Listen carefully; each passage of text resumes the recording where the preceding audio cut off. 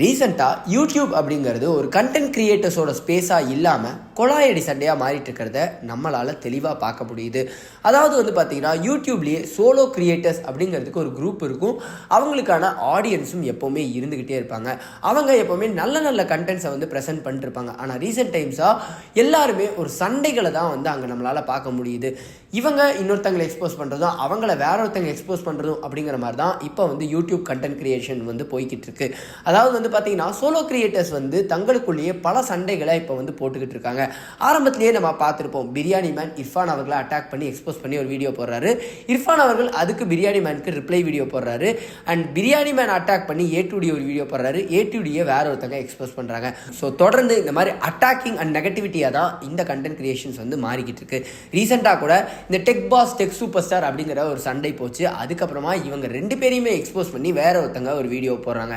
இந்த மாதிரி நடந்துட்டு இருக்க போது தான் இப்போ இன்னொரு கண்டென்ட் கிரியேட்டர்ஸ்குள்ளேயும் சண்டை வந்திருக்கு. மன்னிச்சோ அப்படிங்கிற ஒரு கண்டென்ட் கிரியேட்டர் பொட்டேட்டோ ஃபேஸ், அதாவது சமீகா மரியம் அவங்கள எக்ஸ்போஸ் பண்ணி ஒரு வீடியோ போடுறாங்க.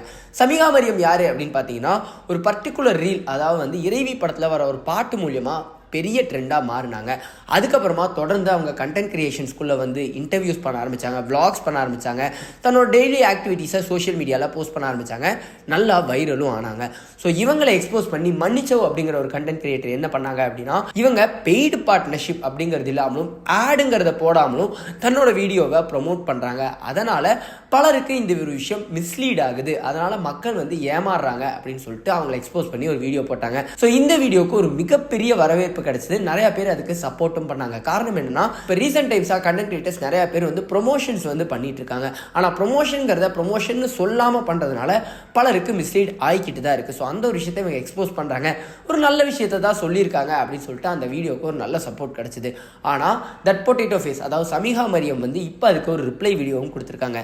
அதில் அவங்க என்ன சொல்லியிருக்காங்க அப்படின்னு பார்த்தீங்கன்னா, இந்த ஒரு விஷயம் நீங்கள் என்னதான் பொறாமையில் இல்லைன்னு சொன்னாலும் இது பொறாமையில் சொன்ன ஒரு விஷயமா தான் தெரியுது அப்படிங்கிறத அவங்க மெயினாக ரெஜிஸ்டர் பண்ணியிருக்காங்க.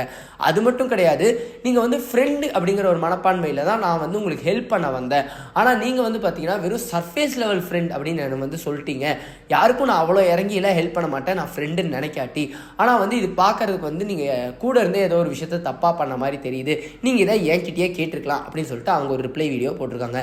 அண்ட் மெயினாக அவங்க சொன்ன விஷயம் என்ன அப்படின்னா, அவங்களோட ஒரு பேஜில் பெய்டு பார்ட்னர்ஷிப் அப்படிங்கிறது எனேபிள் ஆகிருக்கு, இன்னொரு பேஜில் ஆகலை. ஸோ பெய்டு பார்ட்னர்ஷிப் எனேபிள் ஆகிருக்கிற பேஜில் நான் எல்லாமே போட்டிருக்கேன், பட் எனேபிள் ஆகாத பேஜில் என்னால் போட முடியல. அண்ட் ஹேஷ்டேக் ஆட் அப்படிங்கிறத நான் மென்ஷன் பண்ணியிருக்கணும், நான் மென்ஷன் பண்ணாமல் விட்டுட்டேன், அது என்னோட தப்பு தான். பட் நீங்கள் இந்த விஷயத்த என்கிட்ட சொல்லியிருந்தா நானே சரி பண்ணியிருப்பேன். அதை எக்ஸ்போஸ் பண்ணுற மாதிரி வீடியோ போட்டு என்னோட நேமை கெடுக்க வேண்டிய தேவையே இல்லை. அண்ட் இதுக்கு பல ஹேட்டடும் எனக்கு வந்துருச்சு. நிறைய பேர் என்னை ஹேட் பண்ணிருக்கீங்க, நீங்கள் ஹேட் பண்ணிகிட்டே இருங்க, பட் நான் தொடர்ந்து கண்டென்ட் போட்டுகிட்டே தான் இருப்பேன் அப்படிங்கிறத அவங்க தெளிவாக ரெஜிஸ்டர் பண்ணியிருக்காங்க.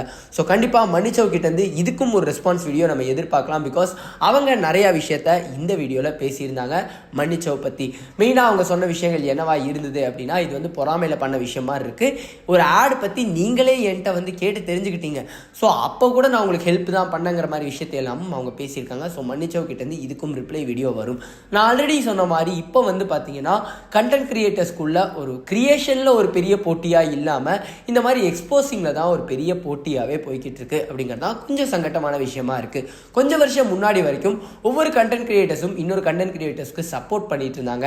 எல்லாருமே கொலாப் பண்ணி ஒன்றா வீடியோ போட்டுட்டு இருந்தாங்க. பட் இப்போல்லாம் பார்க்கும்போது அந்த மாதிரி கொலாபரேஷன் நம்ம பார்க்க முடியறதில்ல, அட்டாக்கிங் போஸ்ட்டை தான் பார்க்க முடியுது.